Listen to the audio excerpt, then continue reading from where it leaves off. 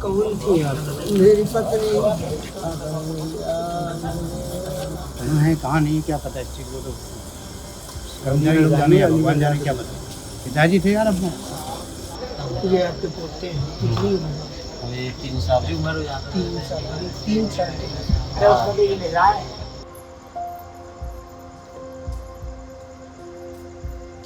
मत बाबा के पास गई और डाल देगी वो।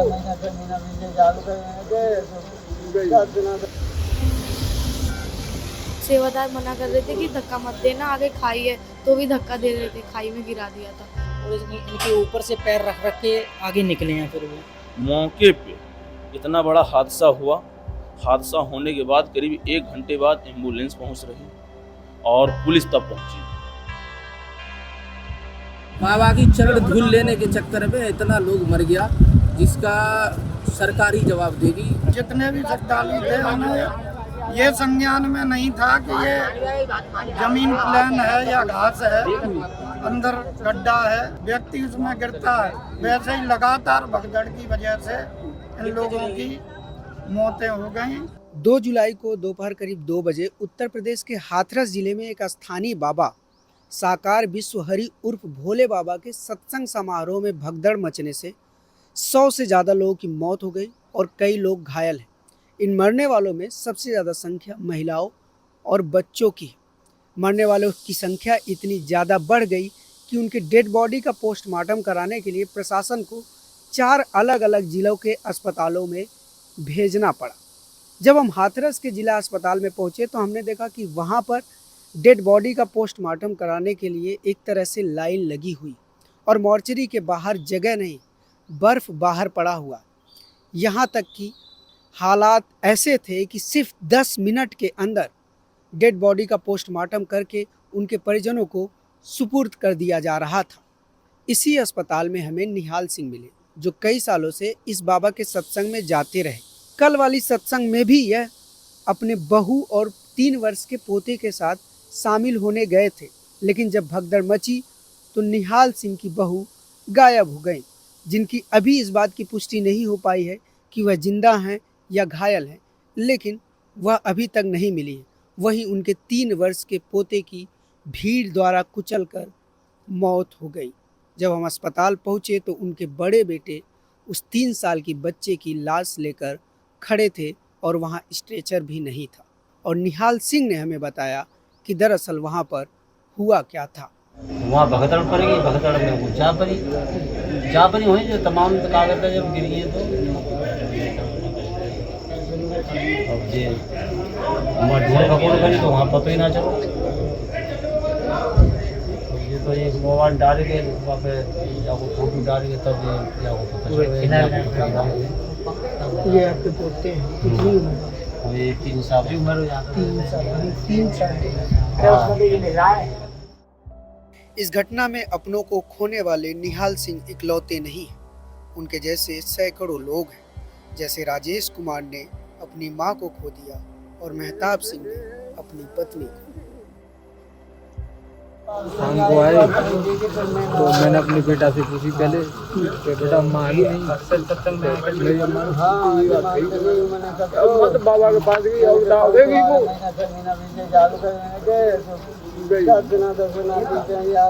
मैंने काम पे उससे मना भी करते थे, झगड़ा भी करते थे। क्या उम्र थी? 10 में लड़ी। हम 3 भाई हैं, तीनों भाई लड़ते थे उससे। मत जाकर कहूँगी मत जा करना। औरत में पागल होना। कब खबर मिली आपको? जादू था उसके पास औरत में जाल में फंसाने का। फिर जब आपको शाम को पता चला ऐसा तो फिर उसके बाद आपने क्या किया, कहाँ गए? हमने 3 जगह देखा, अलीगढ़ देखा, यहाँ देखा, सिकंदराबाद देखा। वहाँ भी काफ़ी आदमी पड़े हुए थे। अलीगढ़ में भी काफ़ी आदमी थे। फिर हम तीसरी जगह यहाँ आए थे, हाथरस में। यहाँ पर हमारी मम्मी की बॉडी मिली थी। कौन थी आप? मेरी पत्नी। तो आपको सूचना कब मिली? सूचना मिली कोई 3:30 बजे। कैसे? फोन करो काउंसिलिंग में कहीं के जो कहीं सत्संग में तुमके एक्सीडेंट रहेगा ऐसे कहिए उनको तो ये हमारे चले आए। फिर आप यहीं आए सीधे? नहीं हम गए सीधे मैया कहीं हादसा होता सिकंदराबाद? हाँ मैया हॉस्पिटल में सिकंदराबाद? हाँ माँ देगी तो माँ नहीं मिली तो ले गए तो फिर हम अलीगढ़ टोली बता रहे इसे हॉस्पिटल शानदार माँ पे देख पहचाने भाई आए फिर हम यहाँ आए। यहाँ आए तब क्या पता चला? सब पता पर हमने पहचान नहीं मैं पहचान नहीं करी क्या करेंगे यार वही करता ही कर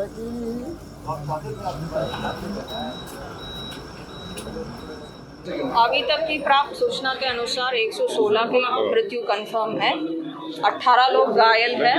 विभिन्न जनपदों में मुख्यालय जो हमारा अलीगढ़ है वहाँ पे लोगों के लिए उच्चतर इलाज के लिए हमने प्रेषित कर दिया है। कार्रवाई क्या हुई अभी तक? अभी ये प्रारंभिक जांच चल रही है, एफआईआर भी तो हुई है मैम। उसके लिए भी यहाँ पे प्रारंभिक जांच की जो रिपोर्ट आ जाएगी उसके अनुसार संबंधित अधिकारियों के खिलाफ में कार्रवाई की जाएगी। प्रारंभिक जांच रिपोर्ट आने के पश्चात ये नियमानुसार अगर जानकारी तो मैम होगी, अनुमति तो है, अनुमति तो है। अब ये प्रारंभिक जांच ही बताएगा कि पूर्वानुमति उन्होंने लिया है एसडीएम से भी और पुलिस से भी। वहाँ पे कुछ घायलों और मृतकों को इस अस्पताल में भी लाया गया था जो कि अलीगढ़ में है, और यहाँ पर जो घायल हमें मिले हमने उनसे बात की कि आखिर वहाँ पे हुआ क्या था। हम 1:30 बजे पहुँचे थे, वहाँ पे आरती हो रही थी तो तभी आरती ख़त्म हो गई तो मतलब सब लोग एक साथ निकलने लगे, भीड़ हो गई, बहुत धक्का देने लगे एक दूसरे के ऊपर से निकलने लगे। वो सेवादार मना कर रहे थे कि धक्का मत देना, आगे खाई है, तो भी धक्का दे रहे थे, खाई में गिरा दिया था। तो लोग खाई में गिर गए, आप कहाँ गई थी? खाई में गिर गए, धक्का दिया था। ये भी खाई में गिरी, मम्मी भी उसी में, और इनके ऊपर से पैर रख के आगे निकले हैं। फिर वो बहुत ज़्यादा इनको तो वहाँ पे उठा के क्या नाम सिकंदराबाद हॉस्पिटल में सरकारी में लेके गए, तो ज़्यादा कंडीशन डाउन हो गई इनके, कि छाती में ज़्यादा दर्द और क्या नाम ऑक्सीजन लगी हुई थी तो सांस नहीं आ रही थी। फिर यहाँ पे अलीगढ़ के लिए रेफ़र करा उन्होंने, यहाँ पे आके अब बिल्कुल सही है, ठीक है। सारे चोट के निशान है ना। आप नीचे दब गई थी, आपके ऊपर लोग थे बहुत सारे। कितनी देर बाद आपको वहाँ से निकाला? करीब आधा घंटे से ज़्यादा है, नीचे पैरी थे। आधा घंटे तक आप दबी रही, आपके ऊपर लोग थे, दम घुट रहा होगा नीचे। एक हम ऐसे हैं मोहरन, एक बहन ऐसे रहे जो सेवादार रहे, उनकी मौत हो गई, हमारे साथ है मतलब बोली कहीं नहीं। अब हम तो जा रहे हैं। यहाँ लापरवाही सबसे बड़ी ये देखी कि पुलिस नहीं थी मौके पे। इतना बड़ा हादसा हुआ, हादसा होने के बाद करीब 1 घंटे बाद एम्बुलेंस पहुँच रही और पुलिस तब पहुँची। यही वो जगह है जहाँ पर यह सत्संग हो रही थी। आप देख सकते हैं कि अभी भी सत्संग के पोस्टर लगे हैं, और ये जो पांडाल आप देख रहे हैं, ये जहाँ तक हमारी नज़रें जा रही हैं, ये करीब 100 एकड़ में बना पांडाल है। 80,000 लोगों के आने की यहाँ पर परमिशन थी, लेकिन यहाँ के स्थानीय लोगों के मुताबिक यहाँ पर करीब 2.5 लाख लोग आ गए, और इन सारे लोगों को इस पांडाल में प्रवेश करवाने का इकलौता रास्ता यही था जो टेम्परेरी तौर पर बनाया गया है। और यह पांडाल ठीक जीटी रोड के बगल में है, ये करीब 40 फीट का रास्ता है। इसके अलावा एक और रास्ता यहाँ से करीब 100 मीटर दूर है, और वह गेट बनाया गया शिव बाबा के लिए। उस गेट से बाबा अंदर गया पीछे मंच तक। करीब 1:30 बजे तक सत्संग चला, उसके बाद बाबा फिर उसी पीछे वाले रास्ते से वापस जाने लगा। बाबा के भक्तों के बीच यह मान्यता है कि बाबा जिस रास्ते से गुजरते हैं, अगर उस रास्ते की धूल भी उनको मिल जाए तो जीवन सफल माना जाएगा। इसलिए जब बाबा यहाँ से निकल रहा था तो उसके भक्त जो भी थे वो इस रास्ते से निकले और इस तरह बढ़ने लगे कि किसी तरह वह बाबा के चरणों की धूल ले ले। अब इतना बड़ा क्राउड था, इतने सारे लोग थे, तो धक्का मुक्की भी होने लगी। जब यहाँ से लोग निकले तो ठीक सामने जीटी रोड है और इसके सामने फिर खेत है, और खेत के पहले खड्डा है।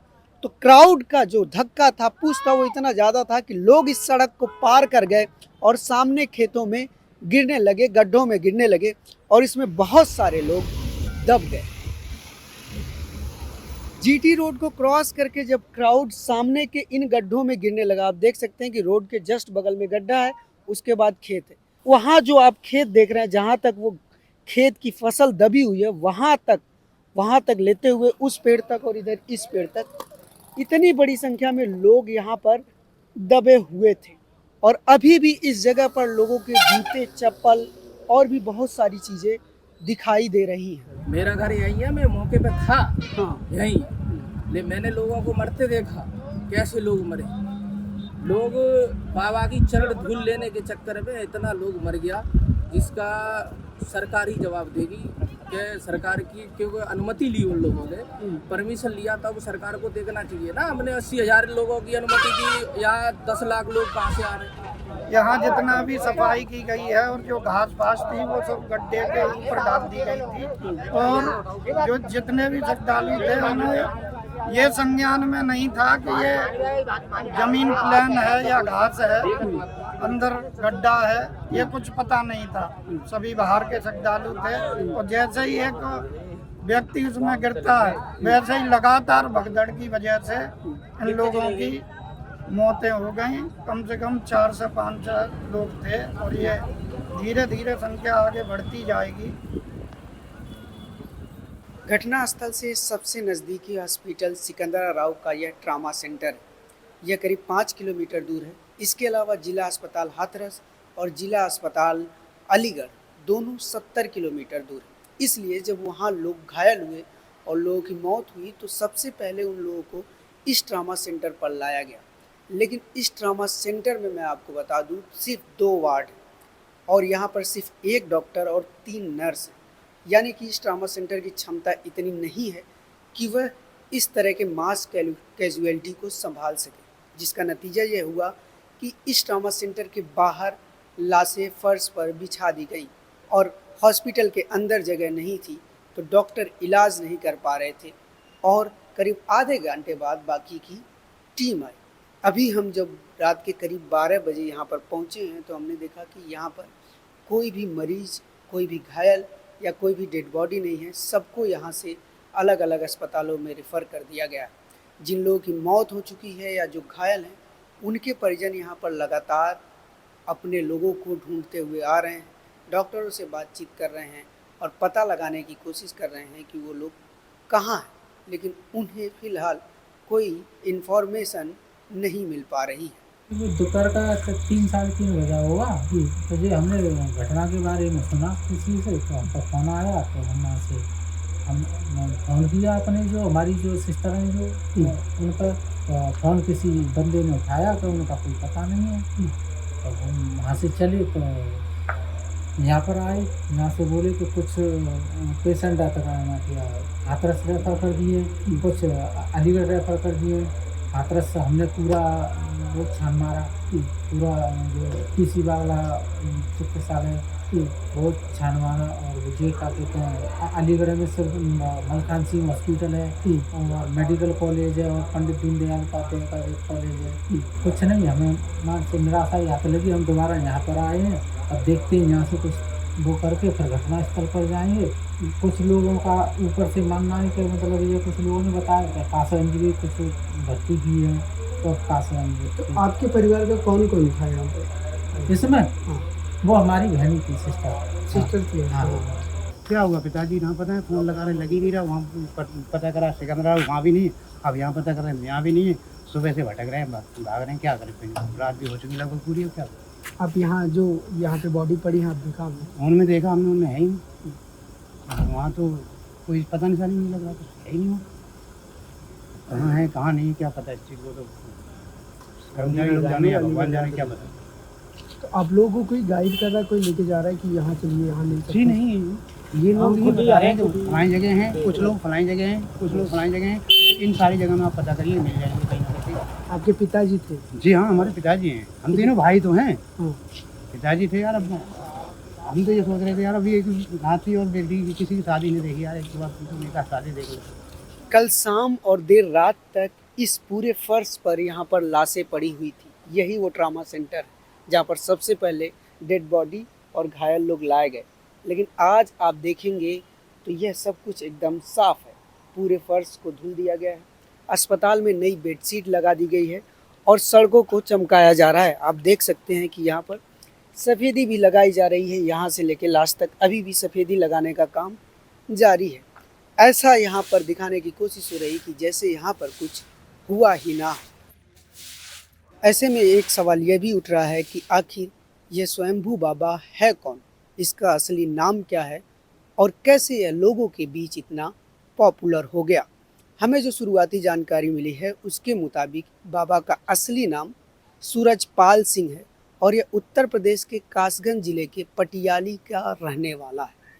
यह उत्तर प्रदेश पुलिस में 18 साल तक उत्तर प्रदेश पुलिस के इंटेलिजेंस यूनिट में काम करता रहा और 2005 के आसपास इसने नौकरी से वीआरएस ले लिया और अपने गांव से थोड़ी दूर पर एक झोपड़ी बनाकर रहने लगा। उस झोपड़ी में 1 साल तक रहने के बाद इसने यह घोषणा की कि इसका ईश्वर से साक्षात्कार होता है और यह ईश्वर से यानी भगवान से डायरेक्ट बातचीत करता है। धीरे धीरे लोग इसकी बात को मानने लगे और यह बात आसपास के क्षेत्रों में फैलने लगी। नतीजा यह हुआ कि कासगंज, एटा, हाथरस और इस पूरे क्षेत्र में इसके अनुयायियों की संख्या धीरे धीरे बढ़ने लगी और लोगों में यह भरोसा उठने लगा कि सच में वह कोई ईश्वर है। इसीलिए उसके अनुयायी उसका नाम नहीं लेते, उसे बाबा नहीं बुलाते, बल्कि उसे परमात्मा कहते हैं। और इस परमात्मा की ठाट बाट ऐसी है कि जब भी इसका कोई सत्संग होता है तो इसके खुद के पर्सनल गार्ड होते हैं और इसकी सत्संग में शामिल होने वाले सिर्फ आम लोग नहीं होते, बल्कि पुलिस वाले भी इसमें शामिल होते हैं, डॉक्टर शामिल होते हैं, इंजीनियर शामिल होते हैं। लाखों की संख्या में भीड़ जुटती है, करोड़ों रुपए का चंदा आता है और यह बाबा लोगों को खुद को ईश्वर बताता रहता है और लोगों की सारी परेशानियां दूर करने का दावा करता रहता है। अब तक मिली आधिकारिक जानकारी के मुताबिक कुल 121 लोगों की मौत हो चुकी है और 30 से ज़्यादा लोग घायल हैं। वहीं उत्तर प्रदेश पुलिस ने इस सत्संग के मुख्य आयोजक के खिलाफ FIR भी दर्ज कर ली है। वहीं दूसरी तरफ उत्तर प्रदेश सरकार ने घायलों और मृतकों के लिए मुआवजे की भी घोषणा की है। लेकिन एक सवाल जो अभी भी बाकी रहेगा कि क्या इसके लिए इस बाबा को दोषी माना जाएगा या नहीं, और अगर उसे दोषी माना जाएगा तो उसके खिलाफ एक्शन कब होगा। न्यूज़ लॉन्ड्री के लिए अनमोल प्रीतम, हाथरस, यूपी। आपको उन मीडिया संस्थानों को समर्थन देना होगा जो सरकारी विज्ञापनों पर निर्भर नहीं है। न्यूज़ लॉन्ड्री ऐसा ही मीडिया प्लेटफॉर्म है। हम किसी से विज्ञापन नहीं लेते। न्यूज़ लॉन्ड्री को सब्सक्राइब करने के लिए newslaundry.com/subscription पर जाएं और अपने मन मुताबिक राशि चुनें। न्यूज़ लॉन्ड्री को सब्सक्राइब करें और गर्व से कहें, मेरे खर्च पर आजाद हैं खबरें।